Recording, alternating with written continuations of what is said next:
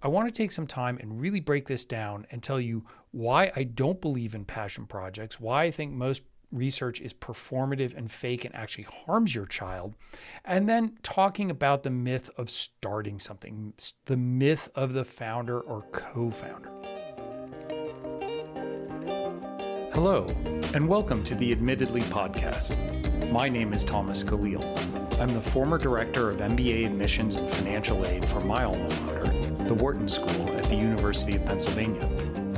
In this podcast, I don't promise easy answers or quick fixes, but I will use my decades of experience to help you achieve your education goals. Now let's get started. Hello, and welcome to the Admittedly podcast. I'm your host, Thomas Caleel, and today we're going to interrupt our regularly scheduled programming to talk about a reel I did recently on social media that blew up.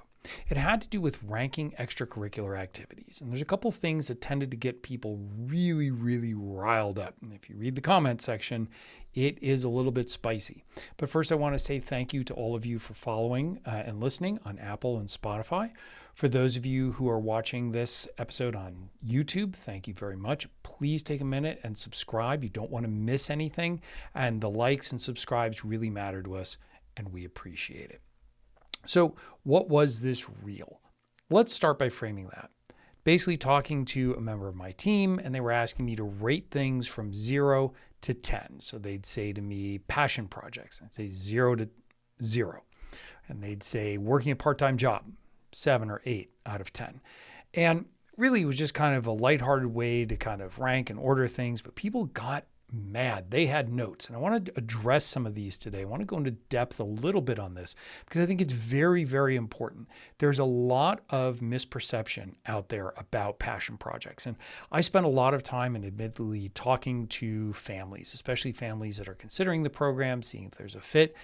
And a lot of these parents are bringing up in a very stressed way. Well, what about passion projects? What do you do to help passion projects? There are other companies that will give our child a passion project or give them a professor to research with.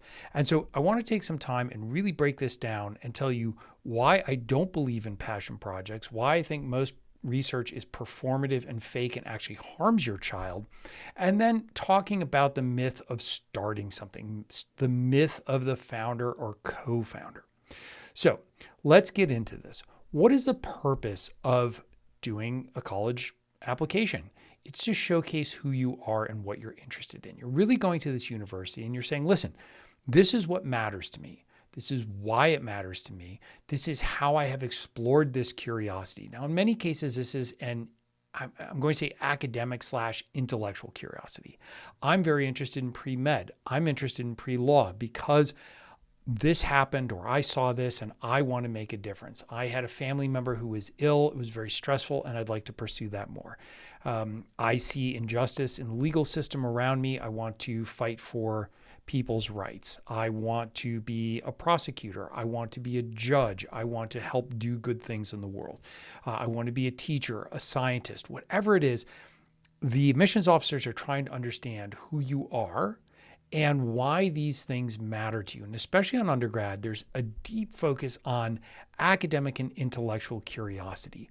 What is a subject that fires you up? And before you come at me in the comments, no, I'm not saying what does this 15 or 16-year-old want to do with the rest of their life. That's not it at all. University is a stepping stone. University is a place where you go, you grow, you learn, you change your mind a lot, you open your mind, and it's really your opportunity to explore intellectually the world around you. So, Thomas, a lot of you are saying, what you're talking about sounds like passion. And isn't a passion project something that shows what I'm passionate about? And as a strict interpretation of the words passion project, the answer is yes. And if we look at this in just a vacuum, in an idealized scenario, then certainly if you are pursuing something you are passionate about and you are doing a project around that, why is that a bad thing? And the answer is very simple. Okay, but it covers a couple things. I want to talk about those in depth. So first of all, the first thing you need to know about passion projects is that a whole industry has sprung up around them, right? Doing passion projects. A lot of competing college admissions advising companies are saying, hey, we're going to help you do a passion project. We're going to give you the idea. We're going to supervise it. We're going to help you get everything done around it. Well, so first of all, that is not a passion project, right? That is something that either a parent or a paid professional is coming in and doing. And the whole point of doing something that you're interested in is because you're truly interested in it, and because you're trying to show the universe, you're trying to ideally pursue it because you care about it. And then when it comes time to the application, you say to the university, hey, I really care about this, and here's the evidence of why. This show is brought to you by Early Edge Plus, Admittedly's flagship coaching program for high-achieving students and their families. At Admittedly, we've built a team of former admissions officers from top schools like Wharton, Duke, Stanford, Yale, Harvard, and University of Chicago. We know what actually gets students into top colleges because we've been in the room making those decisions. If you want that insider perspective, visit admittedly.co/apply. That's admittedly.co/apply to book your free family action call with one of our admissions advisors today. But what this has turned into is a deeply performative process. And I got a lot of comments on Instagram in particular saying, what if I have an interest in this, particular medical condition because my sibling has it and I want to do this? Or what if I want to interview people and put things on a website? Or what if I want to write a book? Or what if I want to study this environmental concern? And my answer is, I love all these things. I really love these ideas. I love the passion. I don't doubt the passion. I don't doubt the motivation behind it. But where this gets perverted, quite frankly, is that people are doing things because, number one, they think it looks good. So I cannot tell you the amount of people that say, I'm interested in business and finance, and so I want to teach personal finance to pick your market, disadvantaged people, immigrants, middle schoolers, other high schoolers. The list goes on and on and on. And I get it, right? So I am in a very different perspective than you, the listener, right? Because as a listener, generally, I'm gonna make some generalizations here, right? You see what's around you. You see what your child's friends are doing or what your friends are doing, and you're like, okay, this is a unique idea. Maybe you hear about it once or twice on the internet from other people, but the reality is that we have seen this, and admittedly, probably thousands of times. Whatever idea you have, we have most likely seen it before. And so first of all, it's very, very difficult to do something original. But here's the even harder part. It's actually hard to just do it. Because what happens is this. Students enter into high school. It's freshman year. They've got a lot going on, a lot on their plate, a lot is swirling around them. So they don't really get traction on anything. And then so they start this passion project, maybe if we're lucky at the end of freshman year. Usually it's partway into sophomore year. Well, here's not a newsflash for those of you who are parents of high schoolers.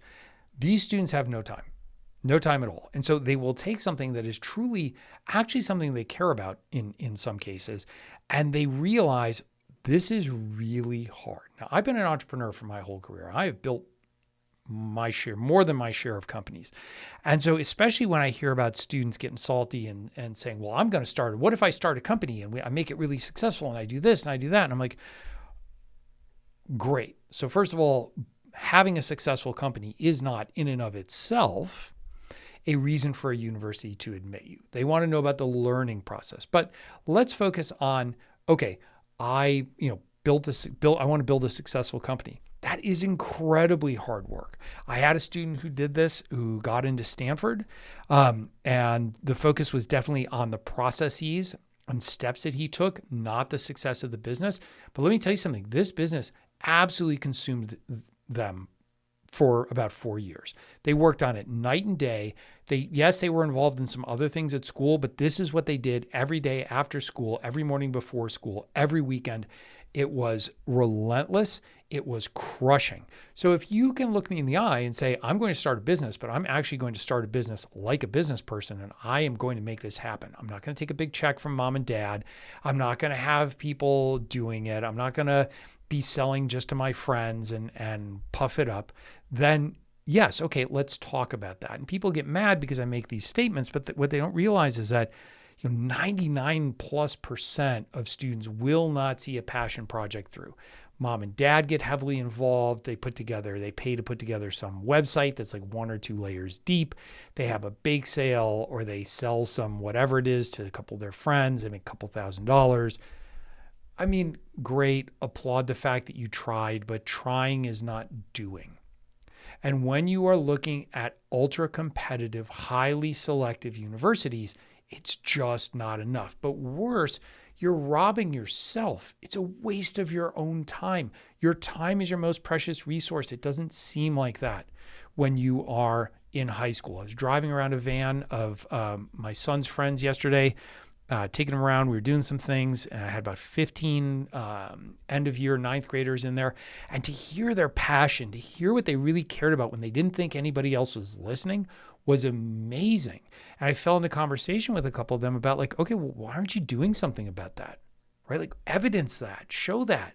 And they're like, well, I don't know. I don't know if it's going to look good. I don't know if it's going to, like my parents are saying I should do this and that. And I get it. I'm a parent and I understand for parents, it's something you want to make sure you're not making a mistake. But the reality is that if you really care about something, if you love something, you're going to lean into it. You're going to do great things with it, right? And you don't have to have, there's also this fear of like, I have to have this international impact. I need to be operating on a level that like 50-year-old executives are. And that's not true.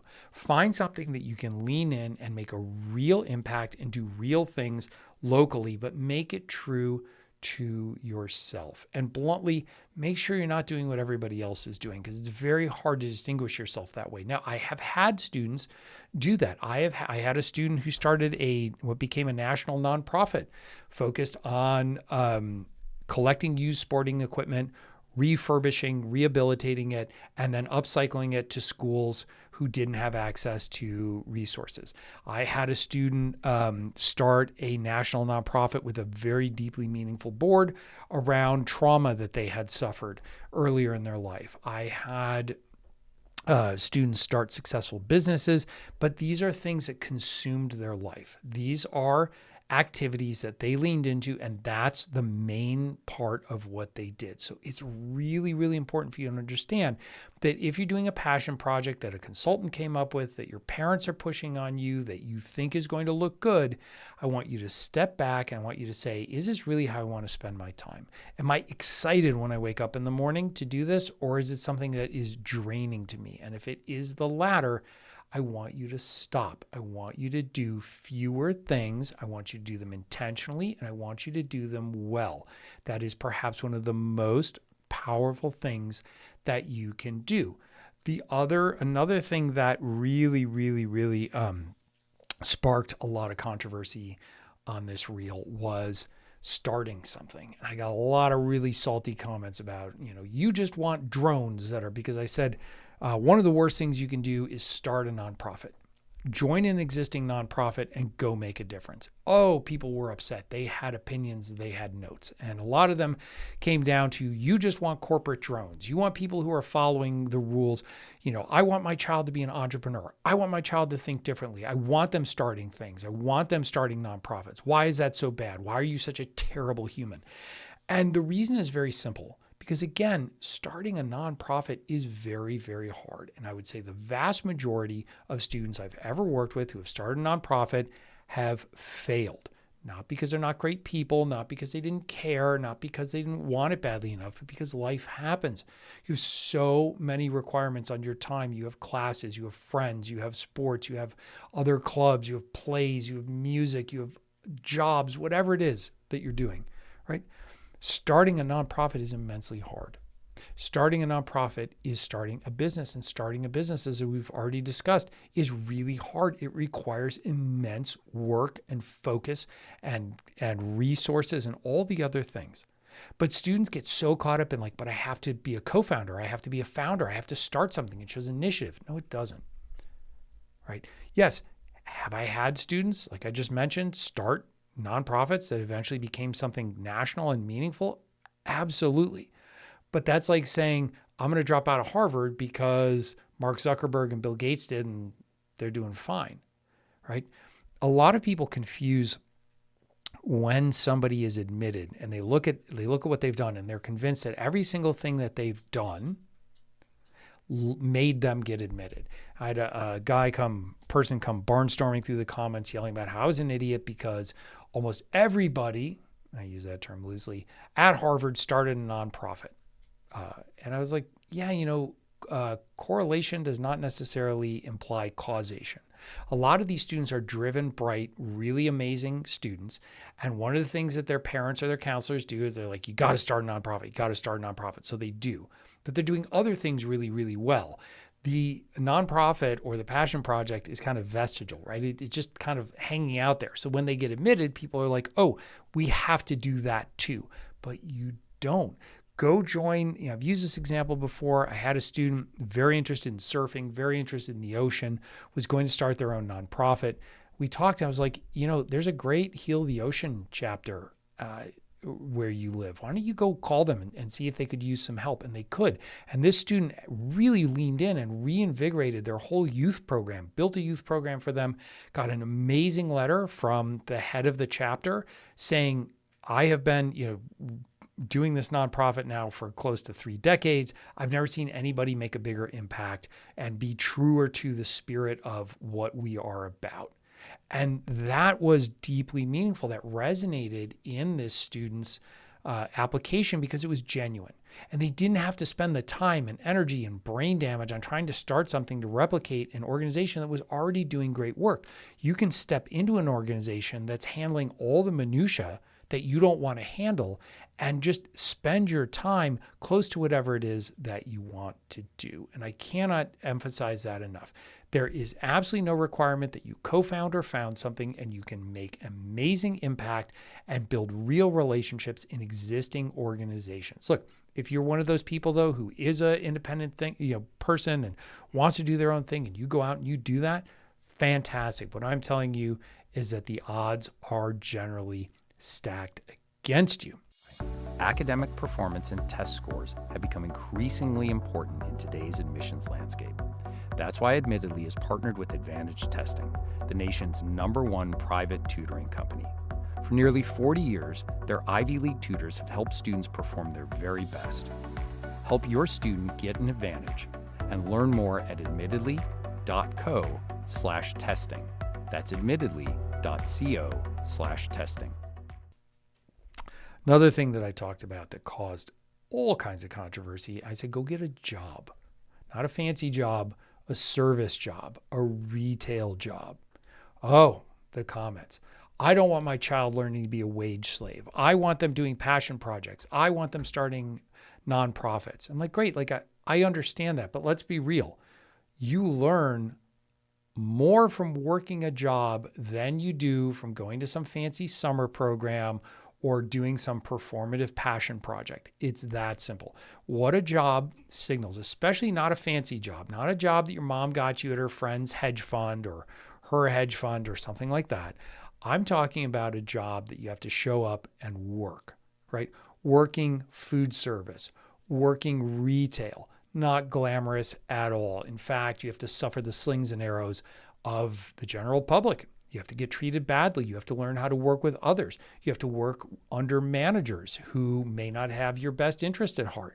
These are life lessons. It shows tenacity. It shows grit.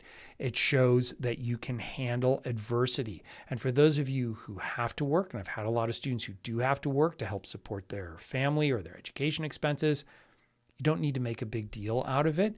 It speaks volumes in and of its on its own merit. And so I really want you to understand that caring for family members, getting a job, these things are valued in the Common Application. There is a section for them in the Common Application specifically dedicated to that. And it's something you can absolutely talk about, because when I read an application and the student says, I work, 5 days a week at this clothing store, and then on the weekends I work for a catering company and do cater waiter work.